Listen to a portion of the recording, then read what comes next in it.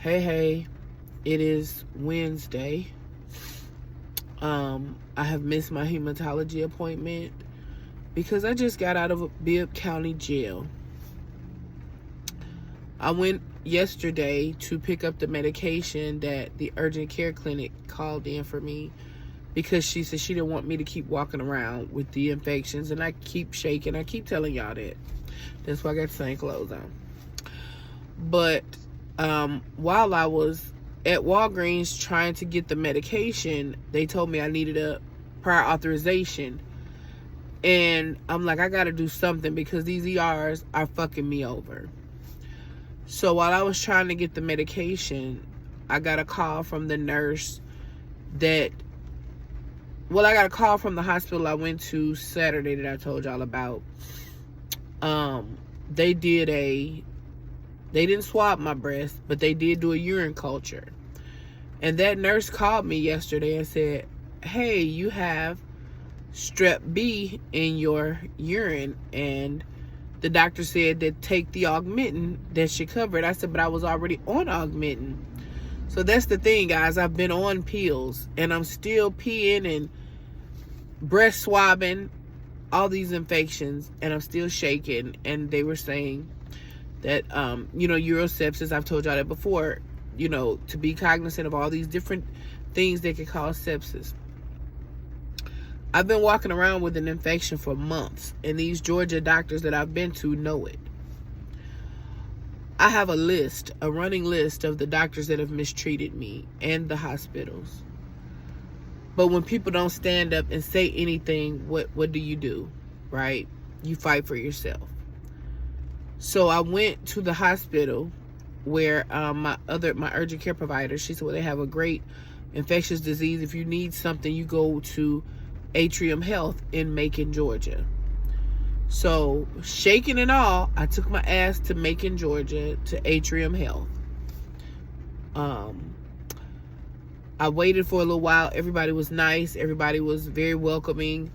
My blood pressure was a little elevated, but I've been in pain. I got there about 7, and I wasn't seen by a doctor until about 5 in the morning. I was in one of those hallway beds, and when everything she discussed with me, she said, no. When she looked at my breast, she said, no, I need you in a room. I need you completely naked to check you over because we're going to have to take care of this. Well, we did that. I got completely naked, got in a gown. Once she went and read all my labs and charts and whatnot from other hospitals that creates the bias and the discriminatory practices, she came back and was totally different. And I said, well, the bias that has happened and what you just read, it further lets me know what's going on. And she kept saying, I'm not biased. And I kept telling her about the other providers and family members that are providers that have expressed to me about my conditions. And she was just telling me that she's an MD and this and all of her credentials. And I said, well, I'm not being disrespectful. I'm just explaining to you that I'm not just pulling this stuff out of thin air. I have documentation.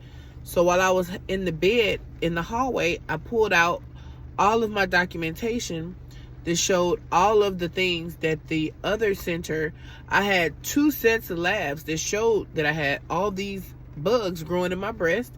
And I also had labs to show what's going on in my bladder. So the nurses were very nice. They got me my gown, socks, all that. But after the doctor went and read the notes, she came back and was basically like, well, you're going to be released and to follow up outpatient. And she said, you've got to stick with one company or one umbrella, like the Emory's or whatever. And I said, well, ma'am, if they're mistreating me, what am I supposed to do? I was told by another provider to come up here so that I could see infectious disease doctor here by the name of Dr. Lou. And she said she thought Dr. Lou might be retired, but there was another doctor that was taking over her patients. She said she was going to send surgical down. They were going to do these consults. It was just much of the same pushback. Now you've read my notes. You don't really want to help me. And I really thought that she did, because as a black physician, what I find, y'all, though these white physicians do racist stuff, the black providers and nurses and representatives, subordinate staff, they operate out of a place of fear, because it's like, if I go against Massa and help her, then my ass is on the line. So the doctor got off, and then she left, and I kept asking the nurse, I said, well, can we please have someone reevaluate me, because y'all are discharging me and I'm still shaking and I'm hurting. And my blood pressure was 193/110. Jerry, do you recall what happened with the blood pressure when the nurse came in? Well, the hateful nurse, Michaela. Yes, I remember she unplugged it and refused to take the blood pressure at all anymore. She just wanted you out of the room as soon as possible. And then they called security. The security came, the cops came as well. They put her in handcuffs. Yeah. And they were very hateful along with the nurse. Right. You were on the phone when they did that. So what I did, guys, after they kept refusing to even let me speak to someone, I asked for an advocate. The advocate gave me a phone, and I was trying to call to do the report to get some patient advocacy through the insurance. Well, they kept saying you can do it from the waiting room, and I'm like, I really need to speak to them, because you all are discharging me without helping me, and my blood pressure is sky high. They turned the shit off, wouldn't check it again. I'm in pain. I said, well, at this point, can we at least do something about the blood pressure? Because my head was banging. I was shaking. Like, I'm shaking in the stomach area, guys. They were like, basically, fuck you. Michaela was standing up there, screw face, like, bitch, you can get out. And all the other ladies, the white woman that came in that said she was the charge nurse, they were all just being funky. And you could tell the tone was, bitch, you getting out, because we can't do anything for you or we're going to get in trouble. So you could tell that they carry out the agenda at these places. So that's Jerry when they kept telling me, you can go somewhere else. Get out, go somewhere else. Officer Faust and Officer Collins were very hateful. There was another white gentleman, I don't know his name. I was naked, and they kept saying, well, you can put your clothes on. And I said, I need help. I need someone to at least get this blood pressure down. And the black nurse said, well, I don't know, your blood pressure was fine.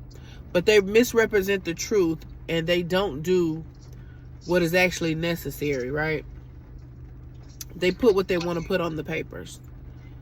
So they handcuffed me ass naked with a hospital gown on. And they booked me and took me to Bibb County Jail. From there, feed her? Yeah. They didn't give her any water? Yeah.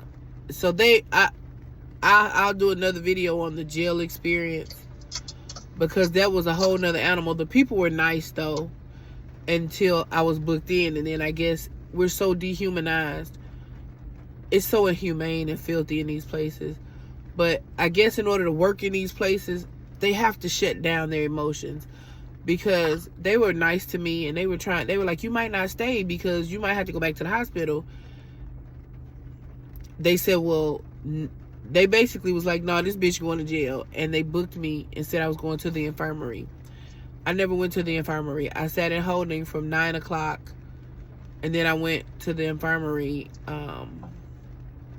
I'll do a part 2 on the jail experience. Y'all fight for yourselves. This shit has to stop. The jail systems and the hospital systems are the most inhumane shit, and they keep getting away with it. Because we don't stand for shit. Black people won't stand together. We're too scared of Massa to say what you're doing is wrong. This patient needs care. Y'all be blessed. I'll do a part 2 on the jail experience.